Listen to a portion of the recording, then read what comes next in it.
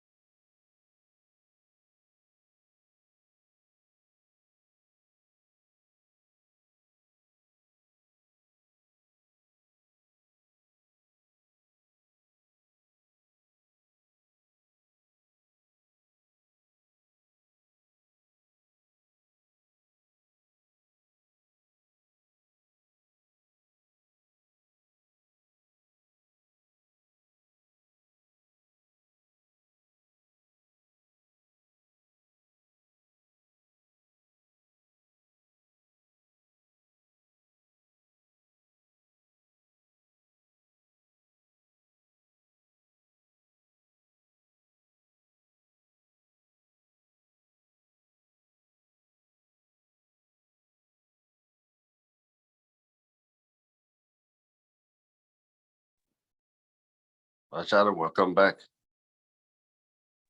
Hi, David John. Thank you. Thank you.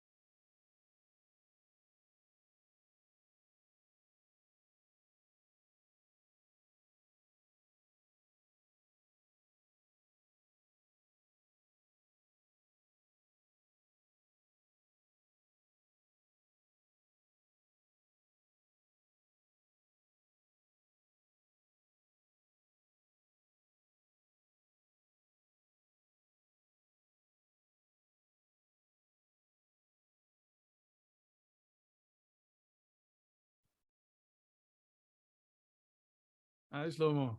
How are you? Good to see you. You made it back. Oh, hello, everybody. Hi, good Hi, morning. Good Lynn. afternoon. Hi, It's good Heidi. to see Hi, you. Marion. Hi, Long Ilana. time. David, how are you? Okay. Let's start.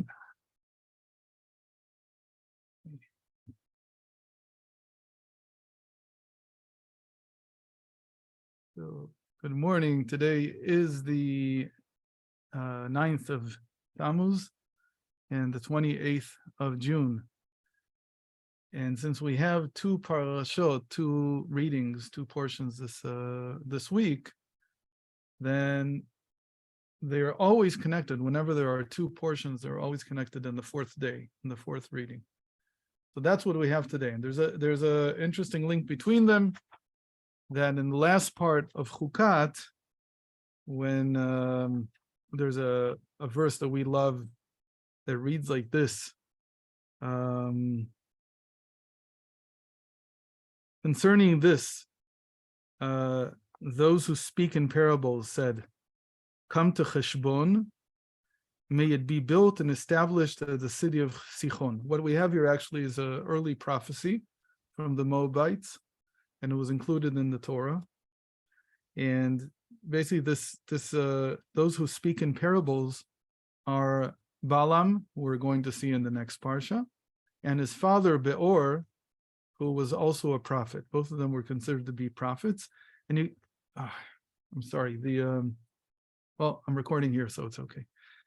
And the prophets back then would always speak in embellished language, in this type of parable type of speech.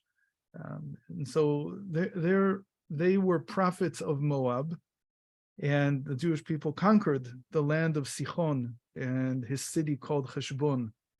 And they hadn't yet gone further north to Og's kingdom, which we'll see at the end of the second parsha, at the end of Balak. The reason we love this verse is because it says, Bo Cheshbon, come to Cheshbon. Cheshbon in Hebrew is mathematics. And by Rav Ginsburg, that's probably the most important topic that we could study.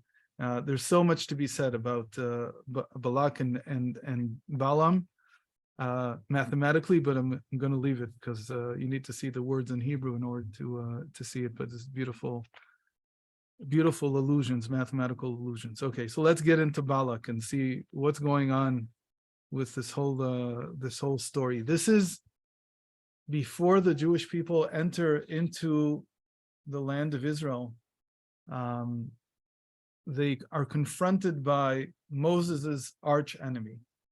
And he had a lot of enemies along the way. He had the Egyptian that he killed in Egypt when he first went out to see his brethren.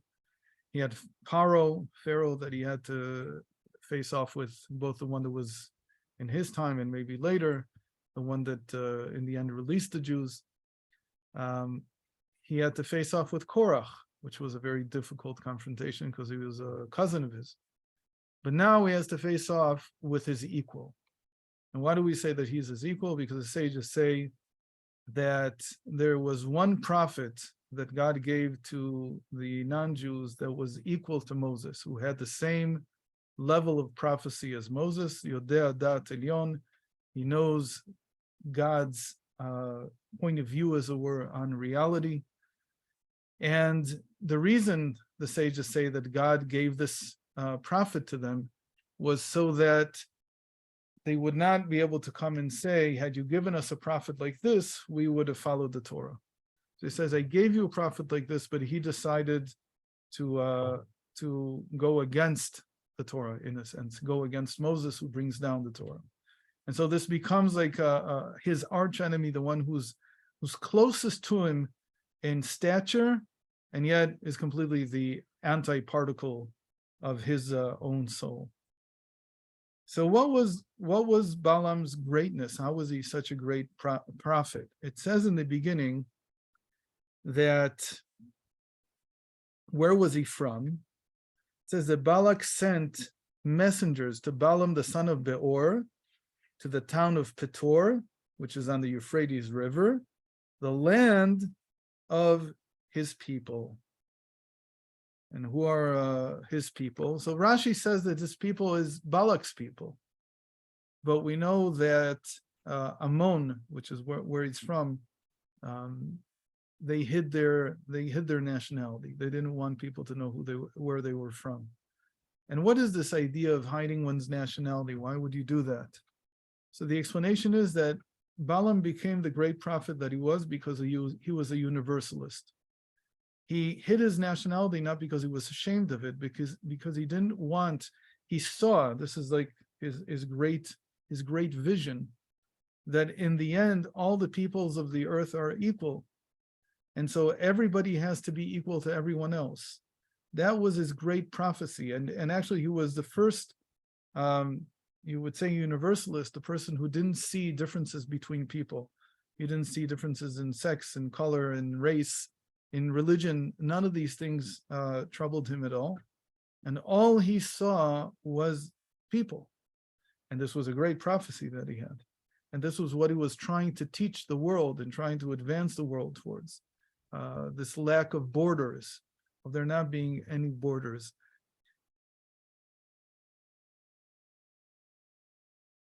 Surprisingly, he was right. I mean, basically, he's almost a mirror image of, or a copy of Korach that we saw 38 years earlier, who said, everyone is holy. So why do you stand out? Why are you different? And remember, we told the story about the Alter Rebbe who was asked, why do you dress differently than your Hasidim? Why do you dress? And he had to put his head down. He said, because in the end, the head is not dressed in the same thing as the clothing. There has to be a difference. There has to be a hierarchy.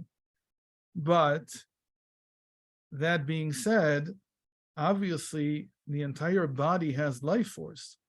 And there is an aspect that we call God's surrounding light, which is equal everywhere. And so this whole notion that there is a holy land, and within the holy land there is a holy mountain, and within the holy mountain there is a holy rock, and on that rock you have to build the Holy of Holies, and that the Jewish people are holy, and more holy than others, that they've been chosen for something. All these are a contradiction to the surrounding light that comes and says that everything is equal. But the thing is that the world is composed of both aspects. And the way that we usually explain this is that before God created the world, there was something unique. And then when the world was created, everything became equal. Because when you look at the world itself, why would you choose one place or another? You have to have prior knowledge somehow of where this all started. And that prior knowledge is not something that you can see so easily. And when you look at the world, you should come to the conclusion that Balaam had, which is that everything is equal. And so suddenly there's this nation that comes out, and it came out of Egypt in a miraculous way. And God later says, is there ever such a thing that one nation can emerge from another nation? Has there ever been something like this? This is something that will never happen again.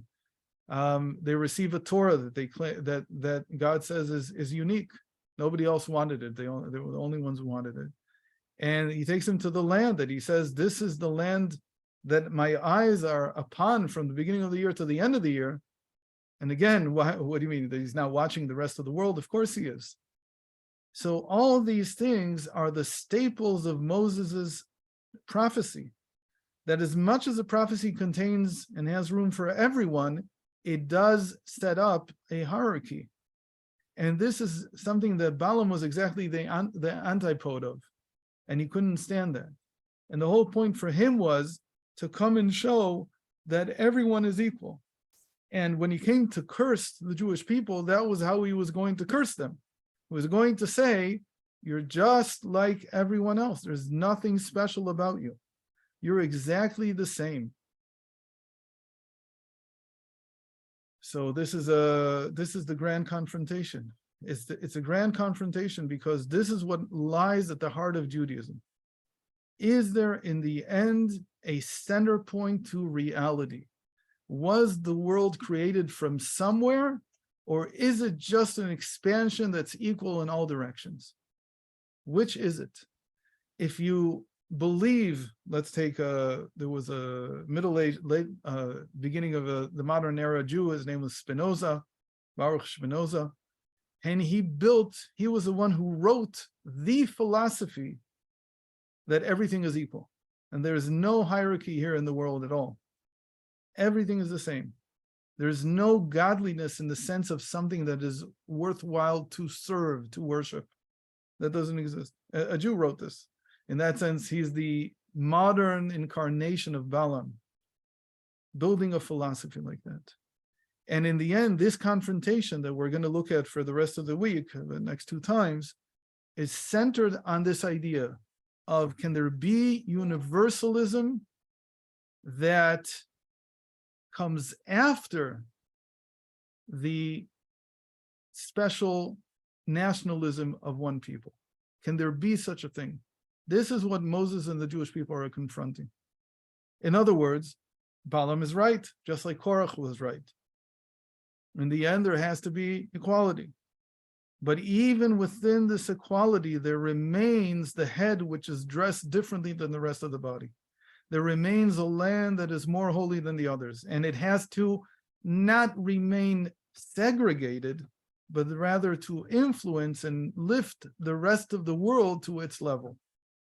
Meaning that in order to grab something, you have to find the center point. Is there such a thing, a center point? And that is what they're arguing about. And that's what the whole thing is constructed around. In the end, his blessings, all his blessings are along the same lines, that he has to admit, Am levadad yishkon uvagoim lo yitchashav. This is in in Numbers 23, verse 9.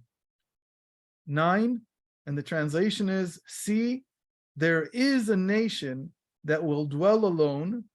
They will not be reckoned among the other nations. And along with the other nations, they will rejoice alone. There is such a thing. Why?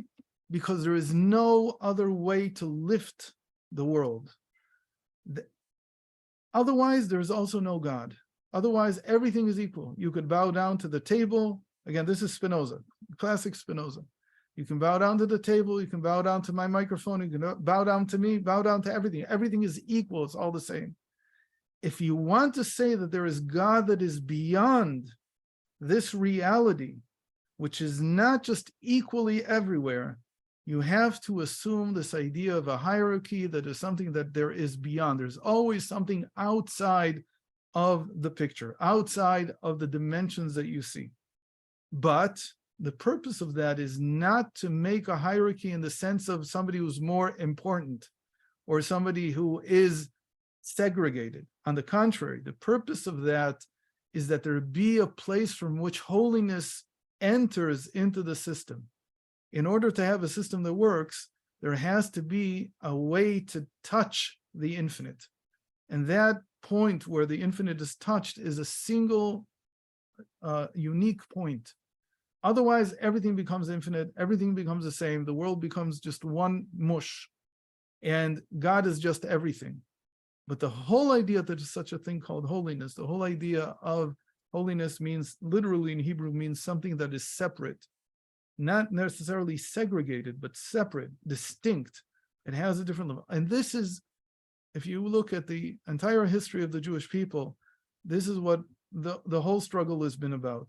And it's all encapsulated in this parsha and the struggle between Balaam and Moses. The sages say that Moses did not hear these prophecies. He received them from God after the fact, telling him about everything that had happened. It wasn't part of his prophetic world, it's part of Balaam's prophetic world. But so that the Torah would be complete, God included it. He gave Moses the story of what had happened behind the scenes. And this was needed in order to be able to begin to enter the land of Israel and claim that there is a center to the world, that there is God in the world, there is a people in the world, this all exists. And again, the point of the entire struggle of the Jewish people has always been about this. Is there a distinction? Can this distinction lead to a universality of godliness? Can this distinction lead to the spread of godliness, instead of being like a segregation of the holiness, coming and saying it only belongs to me and it doesn't belong to anyone else. So God willing, tomorrow and the day after, we'll look some more in depth into this idea. Rabbi Moshe, Yes. Thank you. Have a good day. this is so relevant to our days and our times. You should do a complete lecture on this concept. God willing. Moses and anti-Moses and Balaam. Amazing. Thank you very much. Okay. Bye-bye, everyone. Thank you for Thank you joining. very much. See you tomorrow.